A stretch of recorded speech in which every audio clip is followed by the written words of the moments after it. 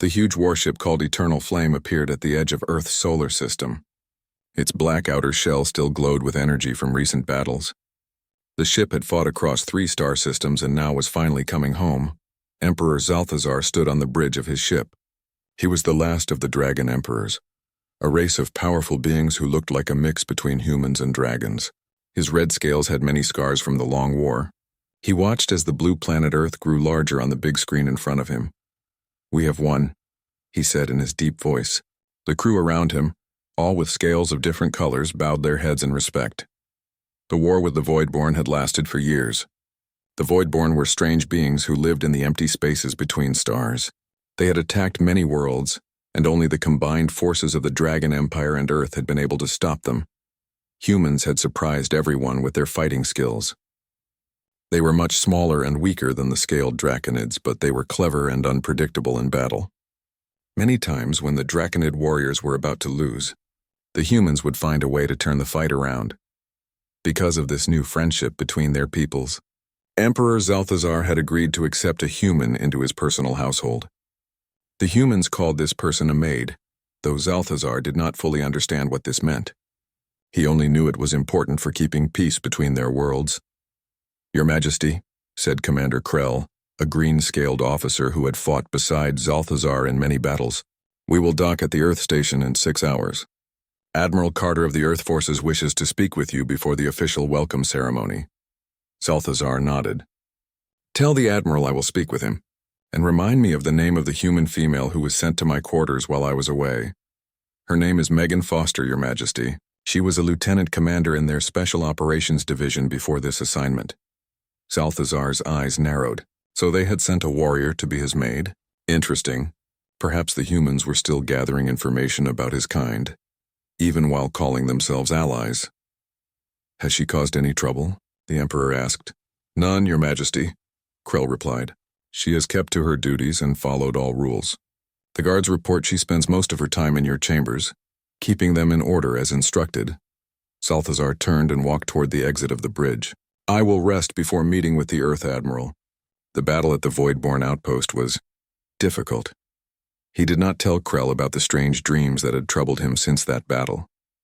The Voidborn had weapons that attacked the mind, not just the body. In the final battle, their leader had reached into Zalthazar's thoughts and stirred up old memories of a time before the Dragon Emperors were warriors. These thoughts bothered him. The history he had learned as a young Draconid said his people had always been fighters, defending the galaxy against the evil Voidborn for thousands of years. But now something felt wrong about that story. As the Emperor walked through the wide hallways of his ship, smaller Draconids moved out of his way and bowed. At 4 meters tall, Zalthazar was massive even among his own kind. To the humans, he must seem like a monster from their old stories. The doors to his personal quarters opened automatically. His rooms took up an entire level of the ship. There were sleeping areas, meeting rooms, training spaces, and rooms filled with treasures from 100 worlds. "Human," he called out. "Are you here?" There was no answer. Zalthazar moved further into his quarters, his clawed feet making soft sounds on the metal floor. Perhaps the human was in another room and could not hear him. The Emperor passed through his sleeping chamber and approached the room where he kept his most valued possessions. The door was slightly open, which was strange. This room was supposed to be locked at all times.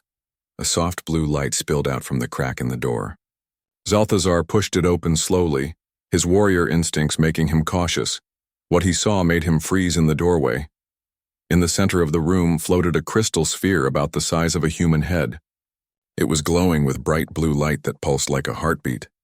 Zalthazar recognized it immediately, the Imperial Memory Sphere, a sacred object that had been in his family for generations. It was said to contain the collected memories of all previous Dragon Emperors. But the sphere had been dark and silent for as long as Zalthazar could remember. No one knew how to activate it. Yet now it was awake, floating in the air, and connected by streams of light to a human female who stood beneath it. Megan Foster was suspended a few centimeters off the ground. Her eyes were open but unseeing, glowing with the same blue light as the sphere. Her arms were raised, fingers spread wide as if reaching for something invisible. "Stop!" Zalthazar roared, rushing forward. But as he entered the room, the sphere pulsed brighter, and images began to appear in the air around them. Balthazar saw his ancestors, but not as warriors. They were explorers, scientists, and builders. He saw draconids working alongside early humans on Earth, teaching them, helping them. And he saw something else, something terrible that made his heart beat faster. The Voidborn. But they weren't enemies. They were... The Emperor's thoughts were interrupted as Megan suddenly gasped and fell to the floor. The sphere's light dimmed but didn't go out completely. It continued to hover, pulsing slowly now. Megan looked up at Balthazar, her eyes returning to their normal color. But something was different about her gaze. She knew something she hadn't known before. "What have you done?" Balthazar demanded, his voice shaking the room. "How did you activate the sphere? What did you see?" Megan stood up slowly, seemingly unafraid of the massive dragon emperor towering over her. "I know the truth now," she said quietly. "About your people." "About mine." "About the Voidborn." She paused, looking directly into his reptilian eyes. "And I think you've started to remember too, haven't you? That's why you're afraid." Balthazar wanted to deny it, wanted to punish this human for touching his sacred objects. But the images he had just seen matched the strange dreams he'd been having since the final battle. "The history we've been taught is a lie," Megan continued. "The Dragon Emperors weren't always warriors. The Voidborn weren't always enemies. And humans." She took a deep breath. "Humans and draconids are connected in ways neither of our peoples remember." Outside the Emperor's quarters, the Eternal Flame continued its approach to Earth. Soon they would dock, and there would be ceremonies celebrating their victory in the war. But that victory now felt hollow to Balthazar, because if what he had seen was true, if what this human female had discovered was real, then everything he thought he knew about his people, his enemies and himself was wrong, and a dragon emperor who didn't know who he truly was no emperor at all. The next 3 days aboard the Eternal Flame were chaos. The blue light from the memory amplifier had spread through the entire ship, touching the minds of every draconid on board. Some reacted with anger, others with fear. Many simply sat in shocked silence as the truth of their history unfolded in their minds. Balthazar had ordered the ship to pull back from Earth's space station before the light could reach the humans there. Now they orbited at a safe distance while the Emperor tried to help his people understand what was happening. In the great meeting hall of the ship, Balthazar sat on his throne with Megan standing beside him. Around them, the ship's officers argued loudly. "This cannot be true," shouted Commander Krell, his green scales dark with rage. "The Voidborn have always been our enemies. They have killed millions of our people, and we have killed millions of theirs," Balthazar replied calmly. "All because of a lie that our ancestors told themselves." Another officer, a female with blue scales named Varix, stepped forward. "I have seen the memories, Your Majesty. They feel true in a way our old histories never did. But what do we do now? We just destroyed the largest Voidborn outpost in the Andromeda sector. If they truly are our children, then we have committed a terrible crime." The room fell silent. This was the question that haunted them all. If the Voidborn were created by the ancient draconids, then the war they had been fighting for thousands of years was not a righteous defense, but a tragedy of their own making. Megan spoke up, her voice small but clear in the large room. "There may still be a chance to make things right. The same technology that shared the true memories with you could be used to reach the Voidborn." All eyes turned to her. Many of the draconids still viewed her with suspicion. "The human speaks of things she cannot understand," said an older officer named Drez. "And why is she even here? This is a matter for draconids alone." "She is here because without her we would still be living in ignorance," Balthazar said firmly. "And she understands more than you think. The memory sphere showed her everything, just as it has shown us." Megan stepped forward. "Your ancestors created the Voidborn to live in the empty spaces between stars. They were designed to survive in environments no draconid could tolerate. That's why they've been so hard to defeat in war. They were made to endure the harshest conditions imaginable." She pointed to a star map on the wall. "The Voidborn haven't been attacking you randomly. They've been trying to reach the ancient homeworld of the draconids, where the original memory machines are kept. They've been trying to make you remember them for thousands of years." Commander Krell snorted. "And killing us by the millions in the process. Even if what you say is true, the Voidborn are savage killers." "What would you become?" Balthazar asked quietly. If your own creators forgot you, and then tried to destroy you for thousands of years, would you not fight back? Would you not become bitter and cruel? No one had an answer to that. A young officer named Talia, who had been quiet until now, spoke up. I had a strange dream last night. I saw a voidborn child being born. It looked beautiful, not like the monsters we fight in battle. Is that a true memory? Yes, Zalthazar said. The original voidborn were beautiful beings.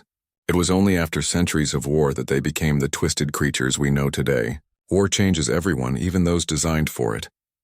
Megan's communication device suddenly beeped. She had turned it back on to monitor Earth's reactions to the Eternal Flame's sudden retreat from the space station. Lieutenant Commander Foster, this is Admiral Winters. Our sensors detect unusual activity on the Draconid ship. The official story is that there's a technical problem, but our scans show energy patterns unlike anything we've seen before. What's happening up there? Are you in danger? All the Draconids in the room could hear the Admiral's voice.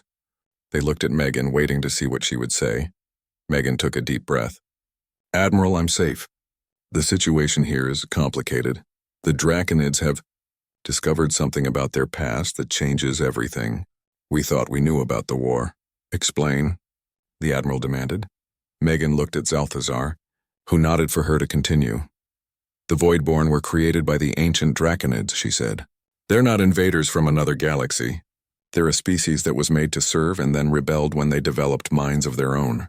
The Draconids used technology to erase this fact from their memories, which is why they've been fighting the Voidborn as enemies for thousands of years. There was a long silence from the other end of the communication. Finally, Admiral Winters spoke again, her voice cold. And you believe this story, Lieutenant Commander? I've seen the proof, Admiral. Ancient records stored in a memory device that cannot lie. And there's more.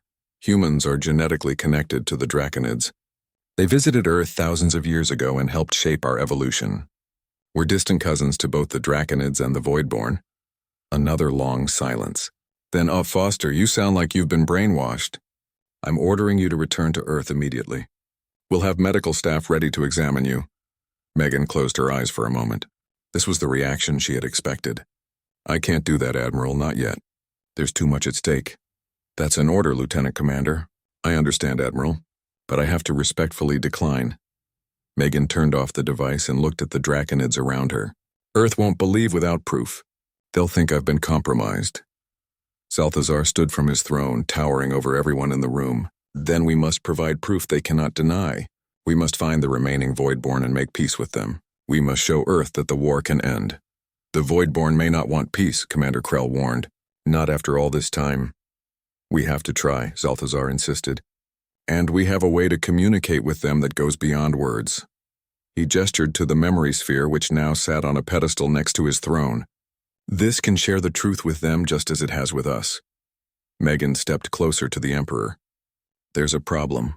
Earth won't wait patiently while we search for the Voidborn. Admiral Winters will assume I've been taken prisoner or worse. She might send ships to rescue me. Then we must move quickly, Zalthazar said. He turned to his officers. Prepare the ship for immediate departure. We know of one Voidborn outpost that might have survived our last attack, the settlement in the Carina Nebula. The officers bowed and hurried to carry out his orders. Soon the Eternal Flame was moving away from Earth, preparing to jump to faster than light speed. As the ship accelerated, Megan stood at a viewing window, watching Earth grow smaller. She wondered if she would ever see her home planet again, or if she had just given up everything she knew for a cause that might be hopeless. Having doubts? Zalthazar asked, coming to stand beside her. Even at the window he had to bend down to see out properly. Not about the truth, Megan said, but about whether anyone will believe it. Humans and Draconids have been fighting the Voidborn together for years. It's hard to suddenly see your enemy as something else. Yes, Zalthazar agreed. I still struggle with it myself. When I think of the Voidborn who killed my father in battle, I feel rage. But when I think that my ancestors created them and then rejected them, I feel shame. Megan looked up at the massive Emperor.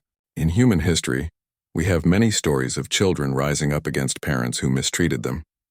But we also have stories of forgiveness and reconciliation. Do those stories usually end happily? Zalthazar asked. Megan smiled sadly. Not always. But sometimes. It depends on whether both sides truly want peace.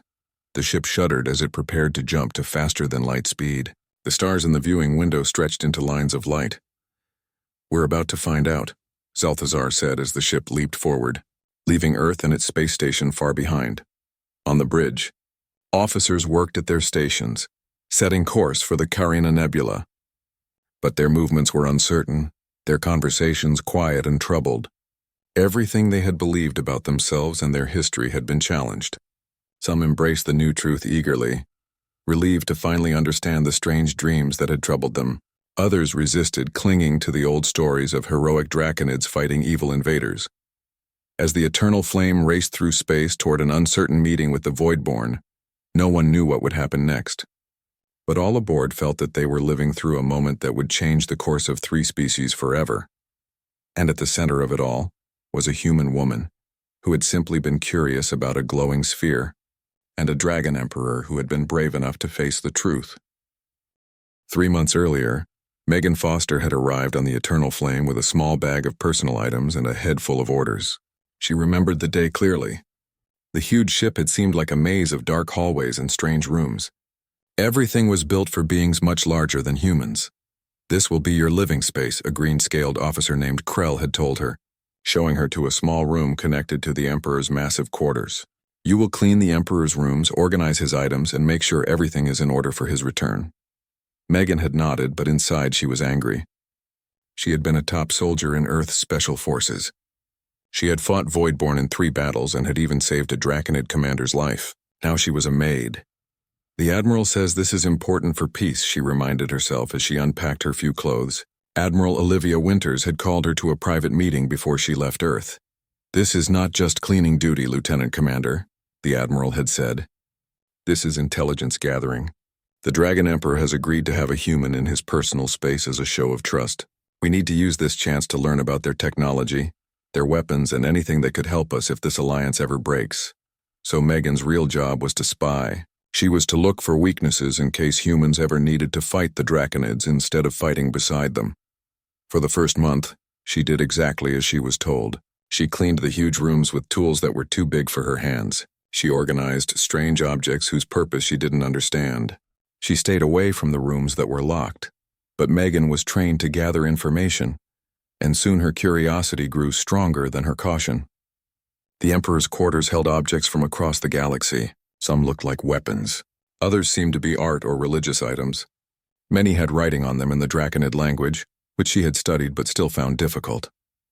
After the 2nd month, Megan began exploring more boldly. When the guards changed shifts, there was a 10-minute period when no one watched the inner rooms. She used this time to try the locked doors, to touch the forbidden objects, to look for hidden compartments. In the 3rd month, she found the secret panel behind a large painting of an ancient dragon emperor. The painting showed a draconid with black scales wearing a crown of stars. His face looked kinder than any draconid she had met. Behind the painting was a small door with a strange lock. Megan studied it for several days before figuring out how to open it. The lock seemed to respond to body heat, so she placed her palm against it and waited. When the door finally opened, she found a small, dark room filled with objects that looked much older than anything else in the Emperor's quarters. Dust covered everything. It seemed no one had entered this room in years, maybe centuries. In the center, on a stone pedestal, sat a crystal sphere. It was about the size of a human head, cloudy and dark. Megan felt drawn to it immediately. "What are you?" she whispered, reaching out to touch the smooth surface. To her surprise, the sphere grew warm under her fingers. A faint blue light began to glow deep inside it. Megan should have stopped there. She should have closed the door and never returned to that room. But something about the sphere called to her. Each night when the ship was quiet, she would sneak into the hidden room and place her hands on the crystal. Each time it glowed a little brighter and she began to see images inside it. She saw draconids building great cities among the stars. She saw them visiting Earth when humans were still living in caves. She saw them taking human DNA and mixing it with their own in strange laboratories. We're related, she realized one night, as the sphere showed her the genetic patterns of both species. Humans and draconids share ancestors, but the sphere showed her darker things too. It showed her the draconids creating new life forms, the beings that would later be called the Voidborn. It showed her these creations turning against their masters, and it showed her the Dragon Emperors using a powerful machine to erase these memories from the minds of all Draconids, replacing them with false histories of an ancient enemy. Megan didn't know what to do with this knowledge. If she told Admiral Winters, Earth might use it against the Draconids. If she told the Draconids, they might kill her for discovering their secret. And if she said nothing, the war might continue forever, with neither side knowing they were really fighting their own family. On the day Emperor Zalthazar was due to return, Megan made a decision. The sphere had shown her that it was more than just a record of memories. It was also the tool that had been used to change those memories. Perhaps it could be used to restore the truth. The instructions were in the sphere itself, planted there by some long-dead Draconid who had regretted the lie. Megan followed them carefully, placing the sphere in the center of the hidden room and speaking words in an ancient Draconid language. The sphere rose from her hands, floating in the air. Blue light poured from it, surrounding Megan and lifting her off the ground. She felt a connection forming between her mind and the sphere, and through it, to the minds of all Draconids. The plan was to send the true memories back to the Draconids gradually, to avoid the shock that might drive them mad. But Megan had not expected the Emperor to return at that exact moment. When Zalthazar entered the room and saw her, the sphere responded to his presence. It recognized its master and tried to give him all the lost memories at once. Now, as Megan stood facing the angry Emperor, she knew she had to explain quickly. "The sphere chose me because I'm partly Draconid," she said, remembering the genetic patterns it had shown her. "All humans have a small amount of Draconid DNA. That's why our species can work together so well." Zalthazar's eyes narrowed. "You speak of things you cannot know." "But I do know them," Megan insisted. "The sphere showed me. It showed me that the Voidborn were created by your ancestors as weapons. When they developed minds of their own and rebelled, your people couldn't accept the guilt of what they had done, so they erased the truth and turned the Voidborn into monsters in their own minds." The Emperor moved closer, his massive form towering over her. "These are lies. Then why did you see the same images when you entered this room?" Megan asked. "The sphere recognized you. It tried to give you back your true memories." Zalthazar was silent for a long moment. Then he said, "The Voidborn leader. In our final battle, he said something similar. He called me father before I killed him." "Because in a way your people are their fathers," Megan said softly. "You created them, then rejected them, then forgot them. They've been trying to make you remember for thousands of years." The Emperor looked at the sphere, still glowing softly in the air between them. "If what you say is true, then the war I just won was another battle in a family fight that has gone on for too long," Megan finished for him. "But it doesn't have to continue. The sphere can help both sides remember the truth." Zalthazar reached out one clawed hand toward the sphere, then pulled back.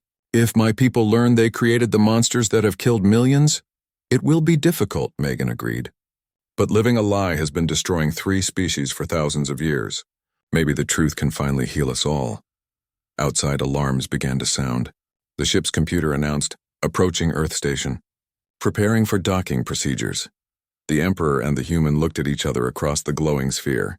The future of their peoples hung in the balance of the next decision. The Carina Nebula glowed like a rainbow in space.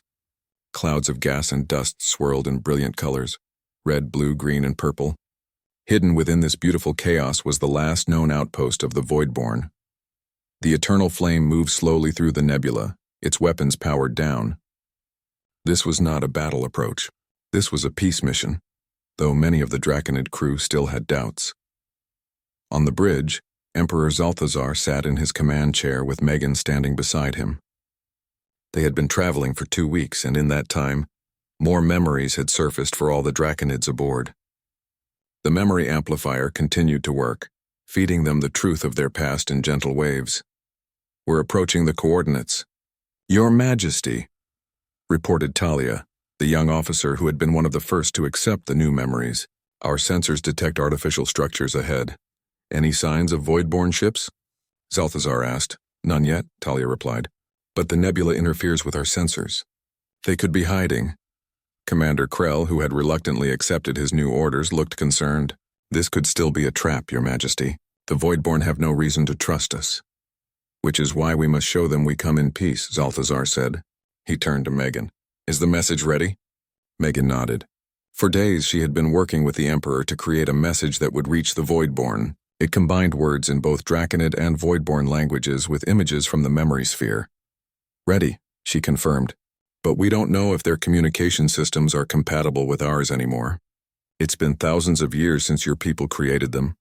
We must try, Zelthazar said. He nodded to Talia. Send the message on all frequencies. The message went out into the colorful clouds of the nebula. It contained images of the ancient Draconids creating the first Voidborn, of the two species living and working together. It showed the war that had separated them, and the memory manipulation that had made the Draconids forget. Finally, it showed Zelthazar and Megan with the memory sphere, discovering the truth and seeking reconciliation.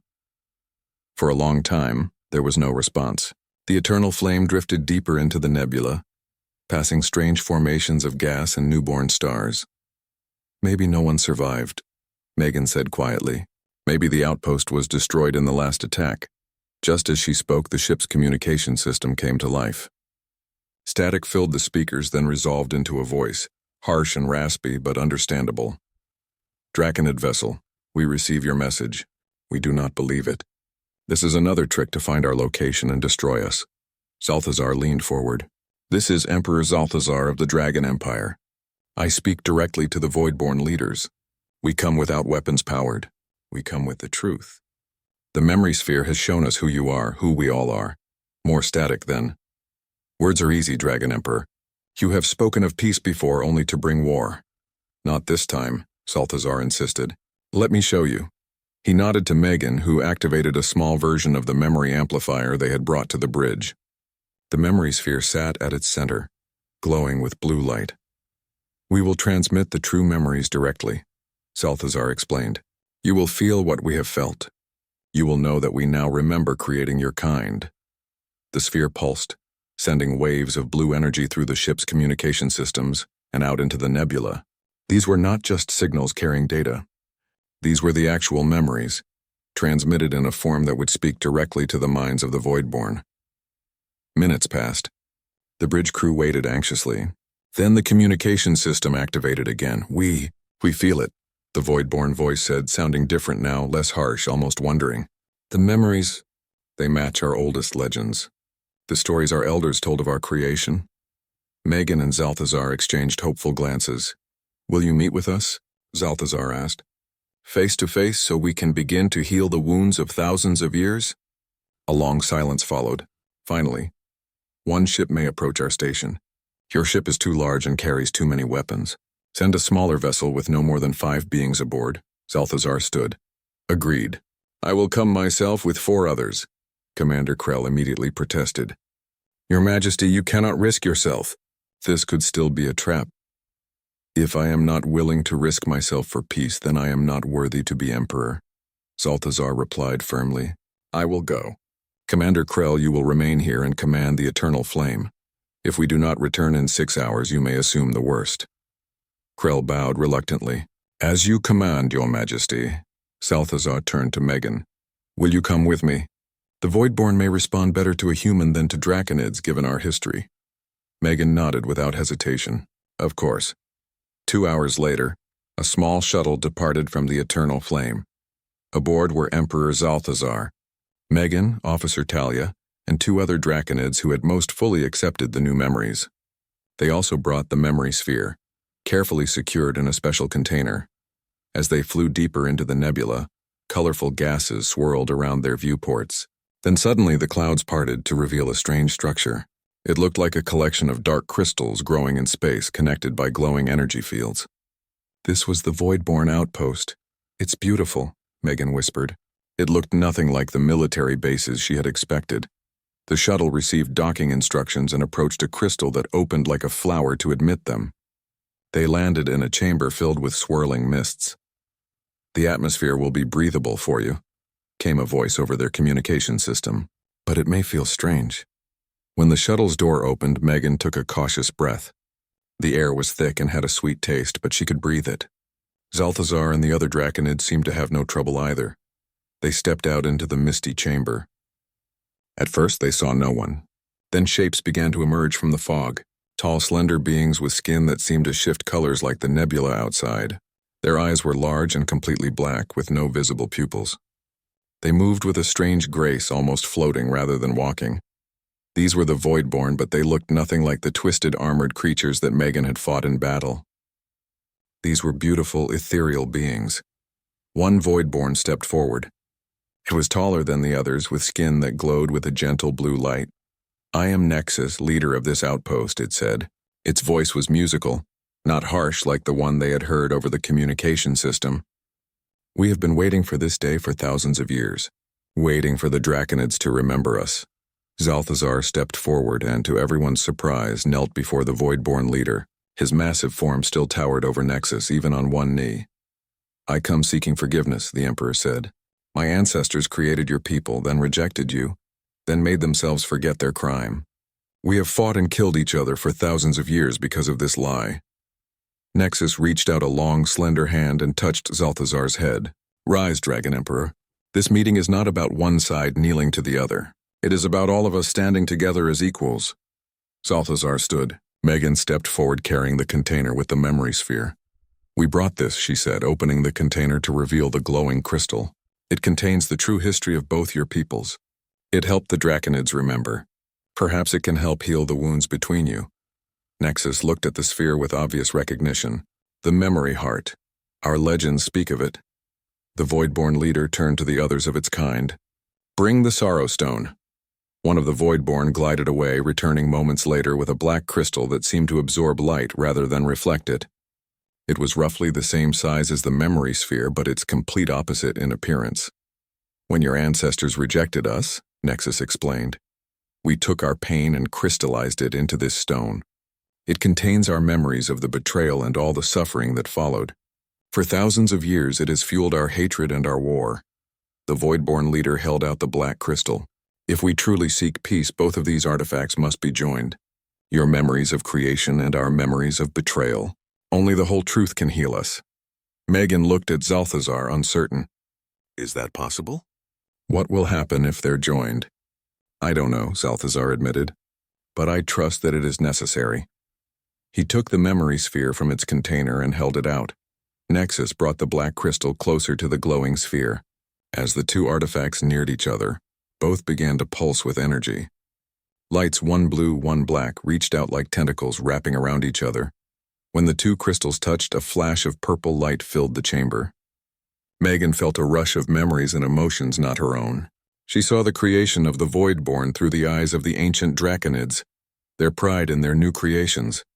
She felt the Voidborn's joy at being given life, then their confusion and pain when they were treated as servants, rather than children. She experienced the rebellion through both sides, the Draconid's sense of betrayal and the Voidborn's desperate fight for freedom. She felt the moment when the Dragon Emperor decided to use the memory sphere to make his people forget, and the Voidborn's horror as their creators suddenly saw them as monsters to be destroyed. Emperor Zalthazar paced the room, his massive tail sweeping behind him. The blue light from the sphere cast strange shadows on the walls. Outside, the ship was docking with Earth's space station, but the Emperor had ordered everyone to stay away from his quarters. "I need time to think," he said to Megan.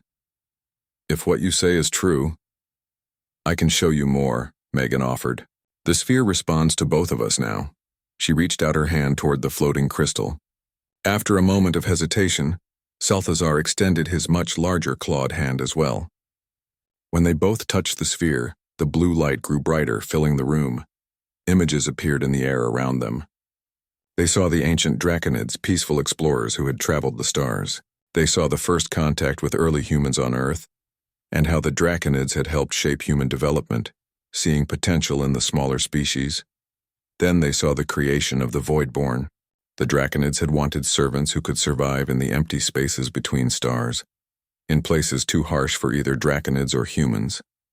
They had mixed their DNA with strange energies and created new life. But the Voidborn had developed consciousness and demanded freedom. When the Draconids refused, war broke out.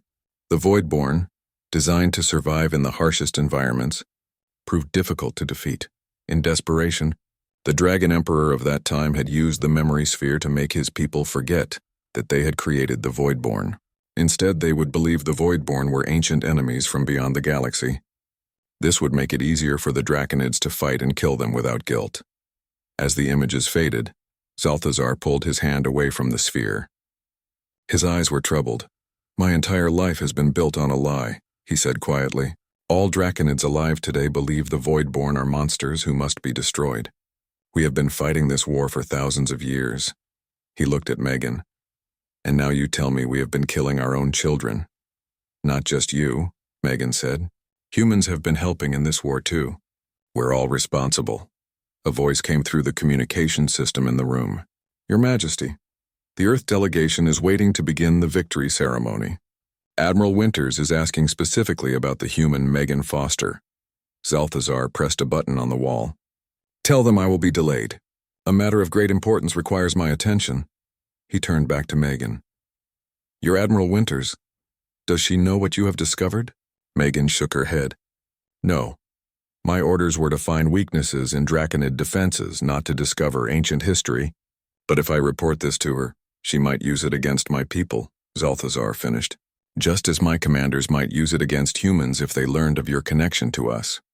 The sphere pulsed between them, as if responding to their thoughts. "There must be a way to use this knowledge for peace instead of more war," Megan said. "The sphere doesn't just store memories, it can share them. It can help people understand." Zalthazar was quiet for a long time. Finally he said, "There may be a way. But it is dangerous and it would require trust between us." He looked at Megan with his reptilian eyes. "Can I trust you, human? Not as my servant or as Earth's spy, but as someone who wants to end this cycle of violence?" Before Megan could answer, her communication device beeped. It was a private channel from Admiral Winters. "Lieutenant Commander Foster, report immediately," came the Admiral's voice. "We've detected unusual energy readings from the Emperor's quarters. If you found something valuable, you need to secure it now. A team is standing by to extract you if necessary." Megan looked at the device, then at Zalthazar, who had heard every word. The Emperor's face was unreadable. "What will you do?" he asked.